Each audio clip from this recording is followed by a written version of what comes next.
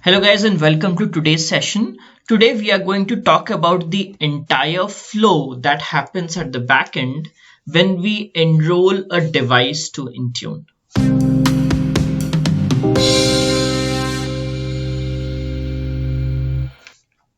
So let's just take a look over today's agenda. This is again going to be one of the shorter ones, and we are going to discuss the flow that happens at the back end when we are enrolling a device to Intune. So at the front end, all that happens is at the device and all that happens is user opens up the company portal application.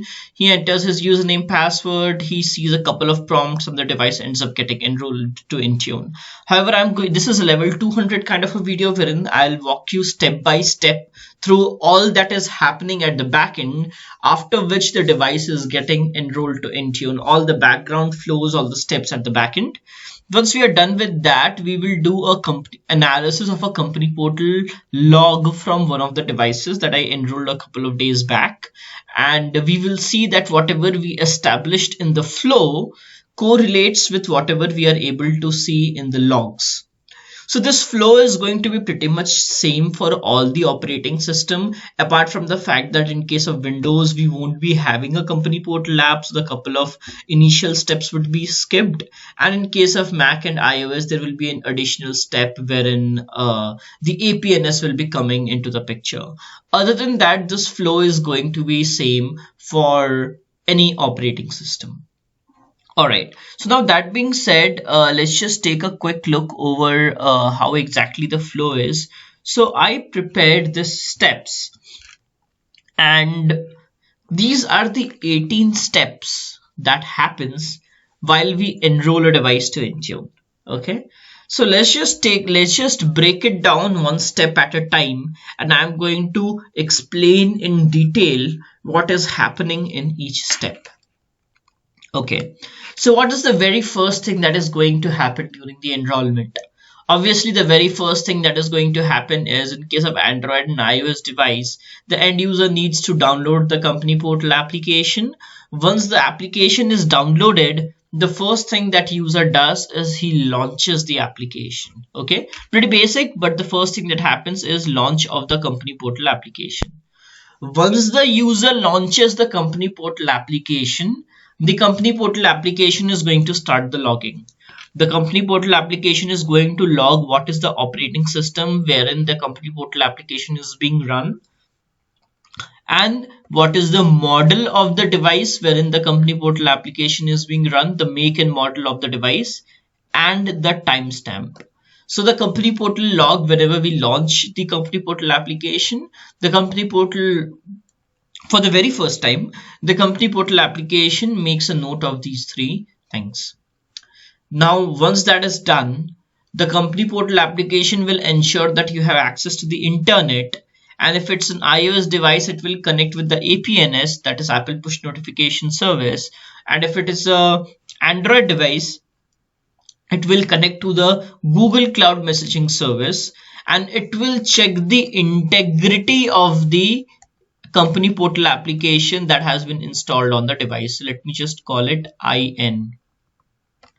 So in this, it runs a couple of checks. It makes sure that the company portal application that you have installed is a genuine application, is not an outdated version of company portal, and is still supported. So these are a couple of checks which the company portal application itself will make while connecting to the APNS or the GCMS, and make sure that the version of company portal application you're using is genuine. Once that happens, it provides you the default sign-in page. So this fourth step is something that the end user can see. This step is something which the end user does. The next two steps is something that happens at the back end, and then this is something which the end user sees. He is able to see the sign-in page or the sign-in prompt, which says that if you click over there, then your sign-in process will begin. What does the user do in the fifth step? He clicks on that sign-in. So when he clicks on that sign-in, again the company portal application connects with the Microsoft Graph service at the back end. And from the Microsoft Graph service, it finds out what exactly is supposed to be displayed on the device. and in this case it's a default page which gets displayed on the device, which asks you to enter your UPN. So this is wherein the user is prompted for entering his username. Okay, and what exactly is there in the background? It's a default page which has Microsoft's logo, and that is facilitated by the company portal application connecting with the Microsoft Graph service, and then it finds out this is what needs to be displayed. What does the user do now? The user enters his UPN or his username. Okay, so the user has entered his username, and now what needs to be done is authentication. However, how would the authentication be done? For that, let me just open up another MS Paint, and it is something like this. So let's just say that this is Azure. Okay, and in Azure there are many domains, so to speak, or the other word of domain would be tenant. So let's just say that there are 5 tenants within Azure. Not just, I mean, we know that there are many, but let's just for example say that there are 5 tenants.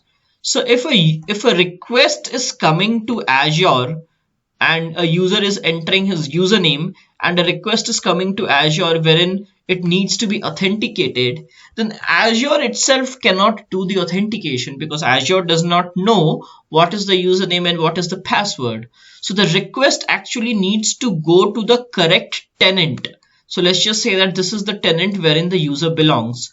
So the request needs to be redirected to the correct tenant so that the authentication is done, and Azure can determine whether the username password combination is correct or not.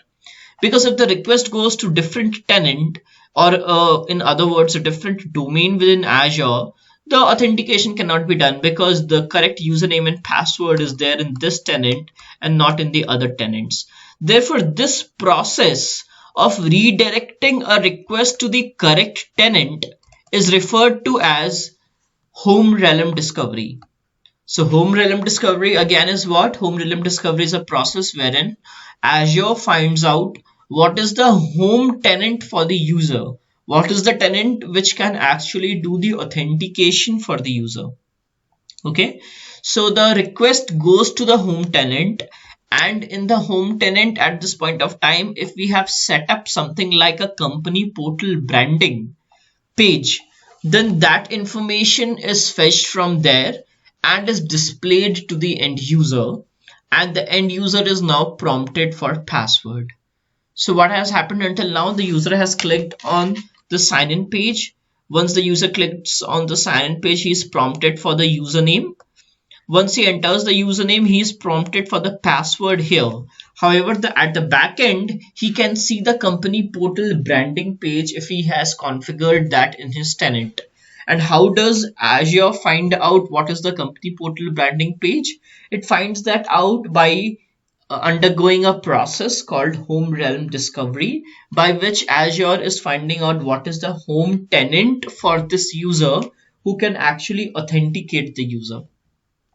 So the user now enters his password and presses sign in. Okay, so the username has been entered, the password has been entered, the request now goes to Azure.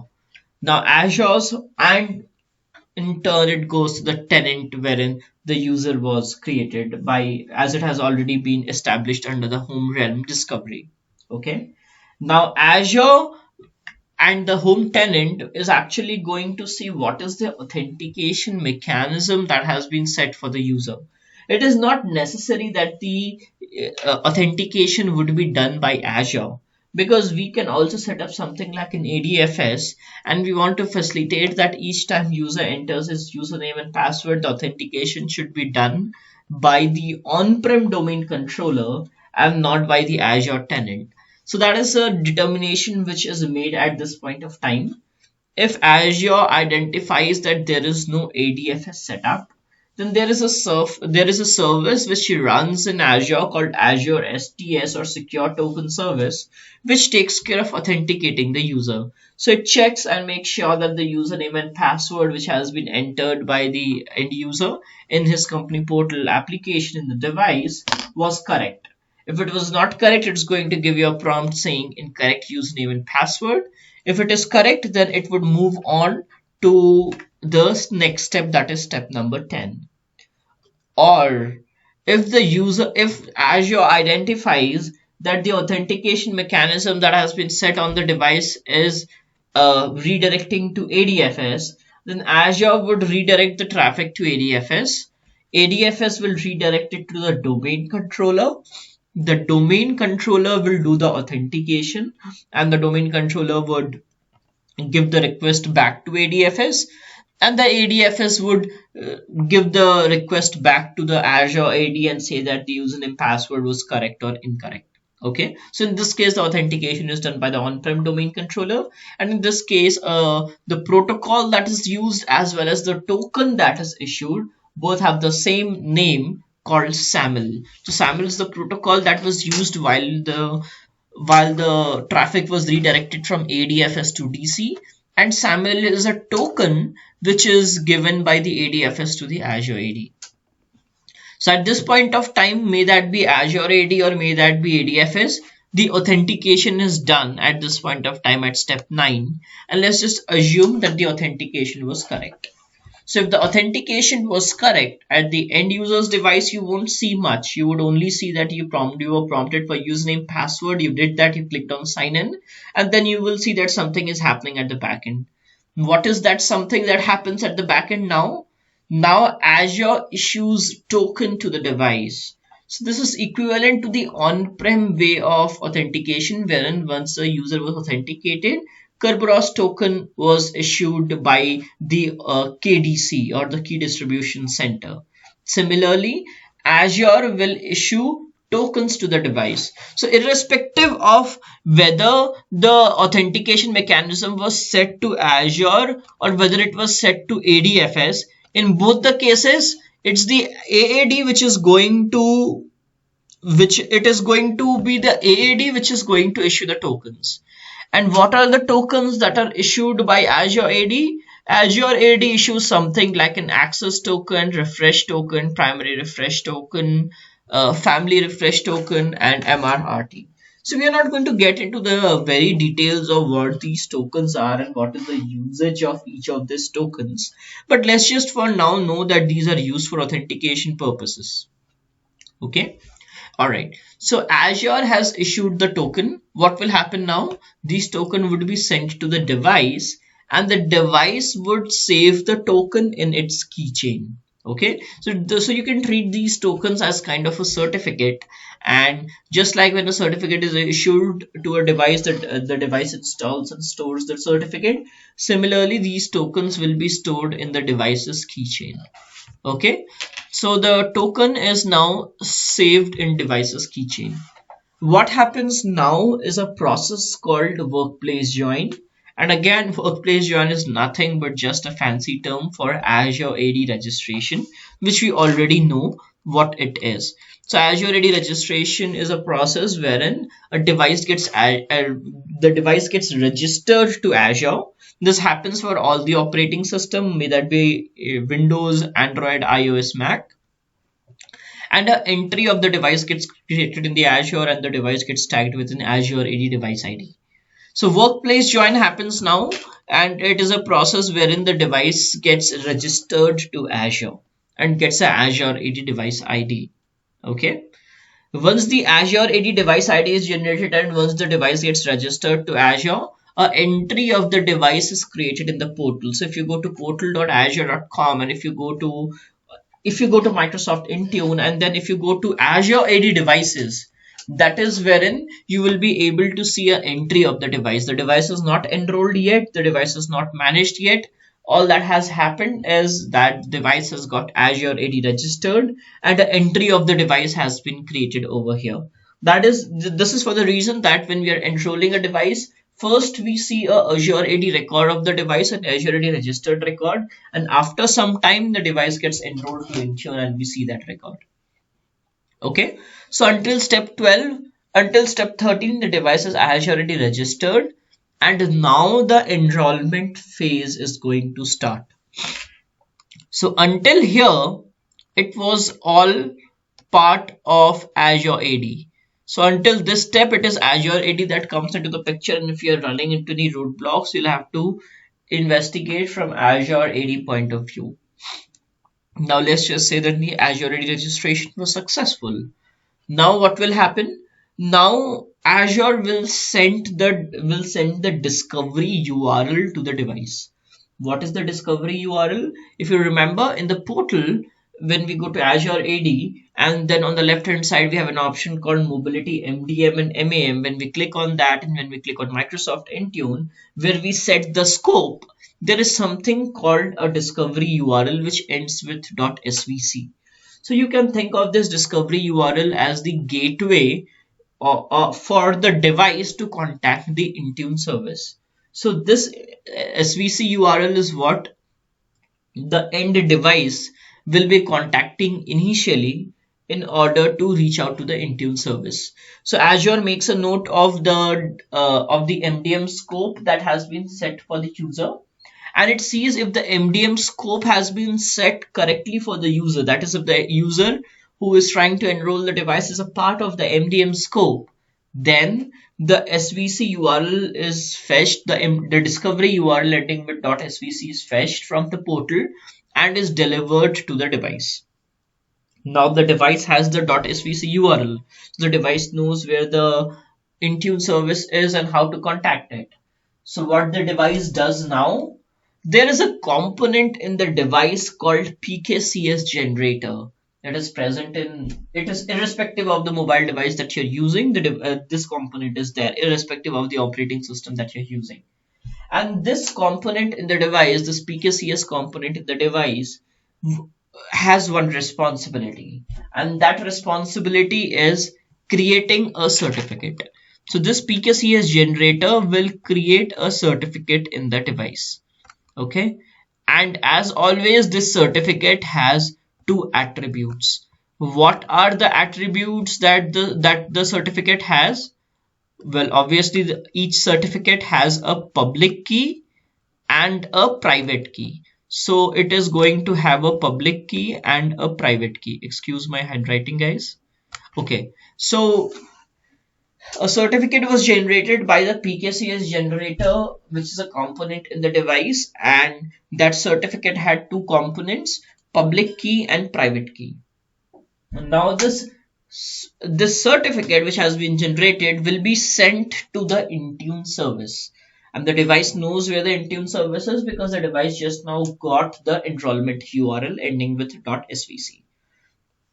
This certificate is sent to the Intune service, and the Intune service stamps this certificate.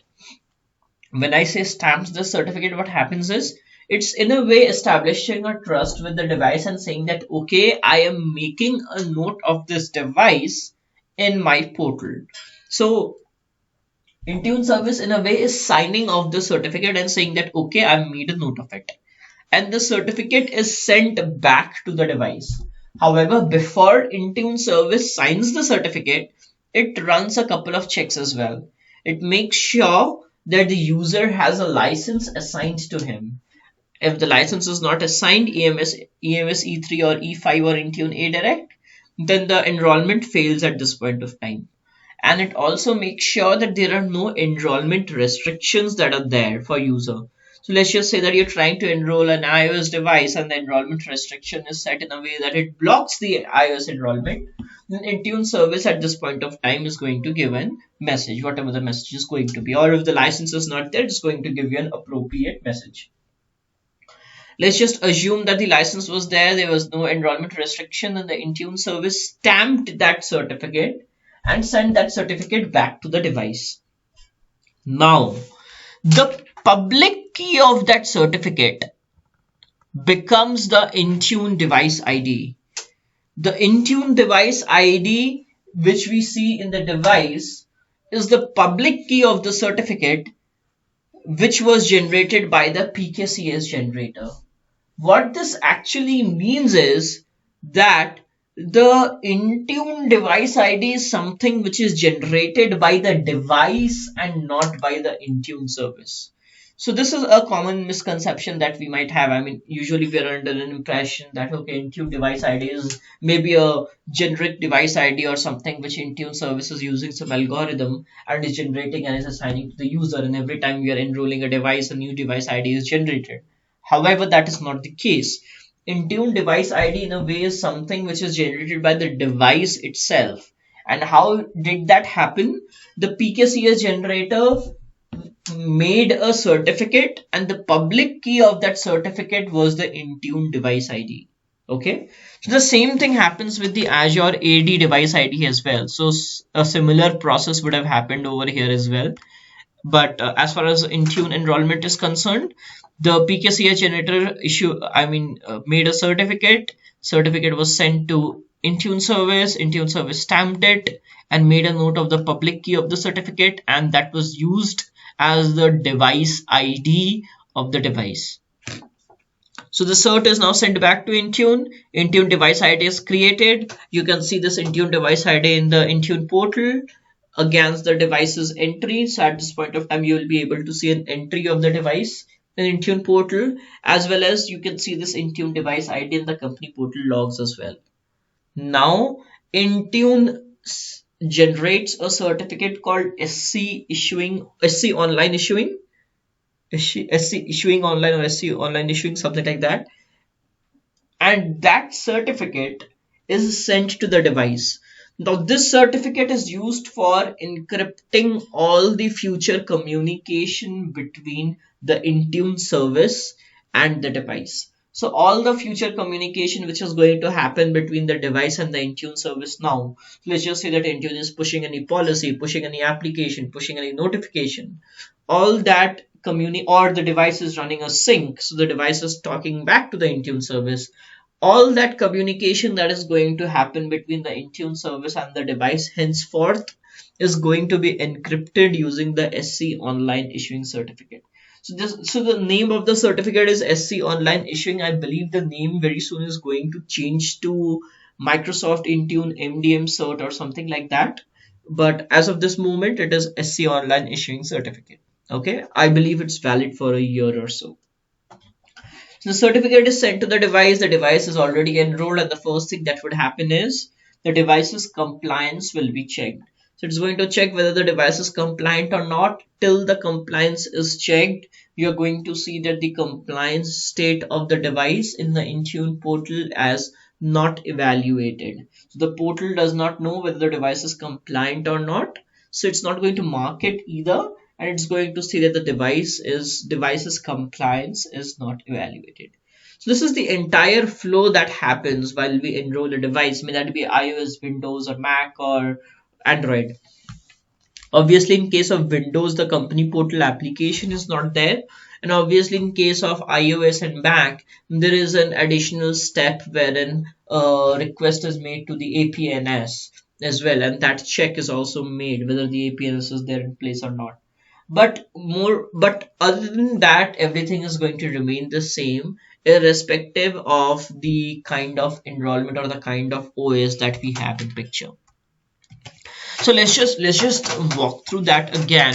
The user launch, we have already discussed it. The user launches the company portal application, logging starts. We already know what is logged. There are three things that are logged over here. The company portal makes a note of the model, device, the time. It reaches out to the APNS or the GCM and then checks the integrity of the application. Now the user gets prompted with the sign-in page. User clicks on sign in, and the Intune and the company portal reaches out to the Microsoft Graph service and displays the default page of the Microsoft wherein that Microsoft logo is there at the back end, and the user is asked to enter his UPN. The user enters that. It goes to the Azure. Azure now has to find out what is the home tenant, therefore it does the home realm discovery. And because it needs to do that, because only the home tenant can authenticate the user, home realm discovery is done. Customized company portal branding page will come up. User will enter the password. Once the password is entered, the request goes to Azure. Azure checks whether the authentication is to be done by the on-prem AD or the Azure or by the Azure AD. If it's Azure AD, Azure STS will perform the authentication. If it is on-prem AD, then it will go to the ADFS and then to the DC using the SAML format. DC will authenticate and give the request back to the ADFS. ADFS will inform the Azure in a SAML token that the authentication was successful. Now, once the authentication is successful in both the cases, Azure is going to issue the access token, refresh token, family refresh token, primary refresh token, and MRRT. The tokens are sent to the device and the device saves the tokens in its keychain. That marks the end of the home realm discovery. Now what happens is a process called workplace join or Azure AD registration, wherein the device gets registered to Azure.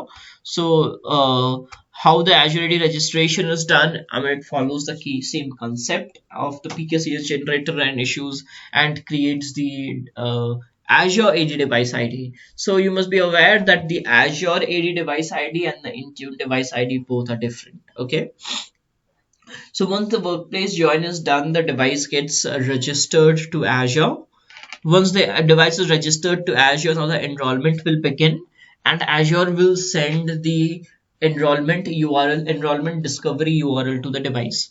The device gets the URL, and there is a component in the device called PKCS generator, which generates a certificate with a public and a private key pair. The certificate is sent to the device. The certificate from the device is sent to the Intune service to get stamped. The Intune service is now going to run a couple of checks and make sure that the user has a license. The scope is set for the, not the scope, the user has a license. The scope was set in the previous step as well when the SVC URL was delivered to the device. Now all the Intune service is going to check is whether the user has the license or not, and whether there are any enrollment restrictions set or not for the user. Once that check is made, then, and let's just say everything passes, then Intune service stamps that certificate, makes a note of the public key of that certificate, and that public key is used as the Intune device ID, and an entry is created for that device in the Intune portal under Intune devices or all devices, and the public key would be marked as the Intune device ID. Okay. Now Intune will issue a certificate called SC online issuing, and this certificate will be used for encrypting all the communication between the Intune service and the device moving forward. This certificate, the name of the certificate is going to change. I think the new name is Microsoft Intune CA or something like that. Okay. All right. So the certificate is issued to the device. The device is now enrolled to Intune, and now the compliance check is going to happen in the device. And depending upon how the compliance check goes, its parameter is compliant is either going to be set as true or is set to be set as false, depending upon whether the device is compliant or not. And as the device is managed, there's a parameter in the device called is managed that is going to be set, that flag is going to be set as true. Okay, so that's pretty much it, guys. That is the entire flow that happens during the enrollment of a device. Okay, and I mean, whatever the operating system may be. So, well, I explained this flow in 18 steps, but well, I could have swapped the flow as per as my convenience. Then how do I exactly prove that this is the exact flow? I proved that by correlating the flow with the company portal logs. Okay, so now we are going to do an in-depth analysis of the company portal logs from one of the devices. Okay, so and it's going to be the same irrespective of the operating system. So I enrolled a device a couple of days back, and it was an Android device. I enrolled it as a normal Android device admin. And well, what are the different kind of logs that gets generated in an Android device? It is company portal, broker auth, diagnostic, and OMADM. So OMADM log will actually talk about all the communication that is happening, all the device compliance and configuration policy, all that exchange, all the notification that is happening between the device and the Intune service. But for enrollment, the log that we are going to concentrate on is the company portal log. Okay. All right. So let me just show you guys the company portal log. So when I launch the company portal log for the device, this is what I see. This is the company portal log from 25th, and you will see that the time in all the deck is in ascending order. So the time is increasing, and make a note that I have not changed the sequence of the log. So you can see that the time is in ascending order, and I'm not messing with the flow of the log just to meet the explanation that I have given. Okay, so this is the exact flow that you will see. When you launch the application, you see something like checking signature for package for this package company portal application, and for authenticator if that is present. What this means is, we launched the company portal application. The company portal application made a note of the device model. This is something which I did not take a screenshot of, but when you launch the company portal app, when you generate the company portal log, in case of iOS, all you have to do is shake the device and it will generate the log. In case of Android, you'll have to go into send diagnostic data, and then you will have to attach that data as an email. And once you do that, the log will be there. So if you open up the company portal log, you will see that it makes a note of the device make and model and the company portal version and the installation date. Okay, once that is done, it is checking the validity and the authenticity of the company portal application. How it does that? In case of iOS, it reaches out to the APNS, and in case of Android, it reaches out to the GCM. Once that is done, the user is prompted for, that entire flow is going to happen. The authenticity is checked and the sign-in page is going to come up, and by going into the Microsoft Graph service, the Microsoft Graph service is going to display the default page, and it's going to ask the user to enter his username. So this is wherein I'm entering the username.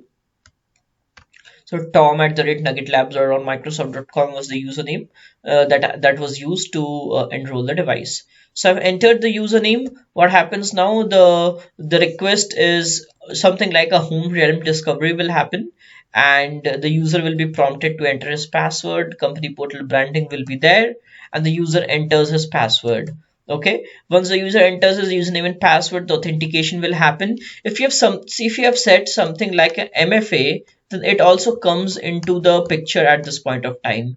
When I did the test repro, I did not have the MFA set up. But if you have MFA, then you can see that it's going to prompt you for the MFA, and that would be there in the logs as well. Or if you have set up ADFS, then you can see that the request is actually getting redirected to the ADFS. So once the request gets redirected to the ADFS, what happens now? The ADFS will issue the authentication is done, and the ADFS will issue the tokens. It will issue the access token, refresh token, family refresh token, MRRT, and it will issue all those tokens, which is going to be saved in the device's keychain. Once that is done, once the tokens has been sent in the device's keychain, now will happen something like a workplace join, which is nothing but Azure deregistration. The Azure deregistration will be done, and the device's record will be created in the Azure. Okay, now at this point of time, you will see that the device prompts for something like a device permission. So this is something which the end user can actually see.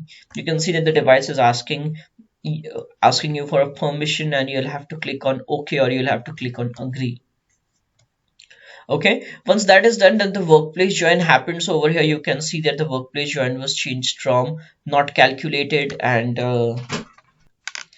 then you can see that the status is changing from not calculated to progress. Okay, so that changed, and the workplace join was done. And once the workplace join was done, then you can at one point of time see that the workplace join was succeeded. Okay, and this is the Azure AD registration ID. Okay, so the workplace join status is changing from in progress to succeeded. Okay, once the workplace join was done, what was the next step? The next step was the device getting enrolled to Intune. At this point of time, the MDM scope was checked, and if the user was part of the MDM scope, then the user got the .svc URL from Azure. So that URL is being sent to the device, and all these things are going to happen. The PKCS generator is going to issue the certificate and all that. So if I check the logs right now, if I check the logs as in 2019, these PKCS generator and the steps does not show in the logs. It does not mean that it is not happening. It is just that it is not getting logged. However, I happen to have logs from 2018 as well with me. And if I check the logs from 2018, this was something which was verbosely logged. So over here, you can see that the PKCS generator is generating a certificate over here. So this is what we spoke about, the PKCS generator step, wherein it generated a certificate with public key and private key. The certificate was sent to the device. The certificate was sent to the Intune service to get stamped, and the public key became the device ID, the Intune device ID. So this is something which still happens, but it is something that it is not getting logged at the device end anymore. Okay, but again, this is since I have the log from 2018, I just wanted to show it to you guys. And the PKCS generator is generating a certificate over here, as you can see, and then the device ID is going to get created. And this process not is used for generating the Intune device ID as well as for generating the Azure AD device ID. So when the device was going to get workplace joined, the PKCS generator created another certificate with the public key and private key, and it was sent to the Azure service, and the Azure service stamped it, and the public key of that certificate became the Azure AD device ID. Okay, so it happens in both the cases. Okay. So now once the Azure device ID is generated, now the enrollment will start. Now the device will get the enrollment URL. You can see this is a Microsoft endpoint, manage.microsoft.com. This is that one of the discovery URLs, and the device will get that, and the device will send the a device will again generate a certificate from PKCS generator, and it will send that certificate to the Intune service. The Intune service will check the license. The Intune service will check the device restriction that is there in place, and then the Intune service will stamp that certificate. Once the Intune service stamps that certificate, the cert is sent back to the device, and the public key of that certificate becomes the device ID. Okay, Intune device ID, and the device ends up getting enrolled to Intune. Okay, and at this point of time, we are able to see that entry of that device in the Intune portal, and as in the Intune portal under all devices as well as under Azure AD devices, and the is managed and is managed criteria and is compliant criteria is going to be set as true or false depending upon what the status is. The device gets the ST online certificate as well, which encrypts all the future communication, and then the device gets the compliance. Intermittently you might be seeing the device's compliance set as not evaluated, but then eventually the compliance state of the device will change whatever the compliance state is. Okay, the response is received, the device is now enrolled, and the device can now be managed via Intune.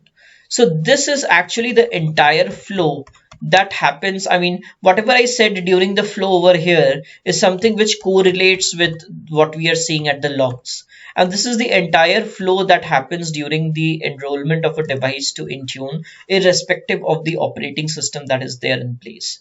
So let's just say that you are doing enrollment of an Android enterprise device, and in that case you will be seeing a couple of additional steps wherein it will talk about a container that is being created, and it is going to create the work container and the personal container, and it's going to encrypt the work container. So that's an additional step you will see in case of an Android enterprise device. Similarly, in case of an iOS device or a Mac device, you will see that it is running a check for the APNS. In case of Windows device, you will be able to see the instead of company portal logs, you'll be able to see the event logs, wherein you can see the device management provider logs, which will actually tell you what exactly the process is of the enrollment or the status is of the enrollment.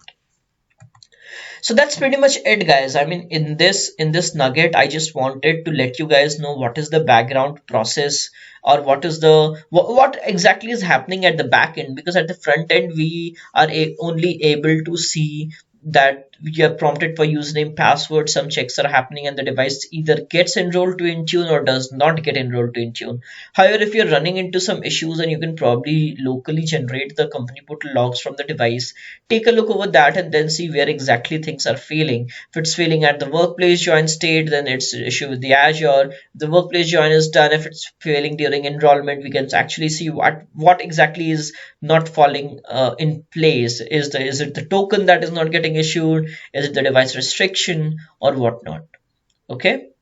All right, guys, that's pretty much it. I mean, I just wanted to give you guys an overview of what is happening at the back end. So I would suggest that gather the logs. The more logs you will see, the more you will know what is happening at the back end.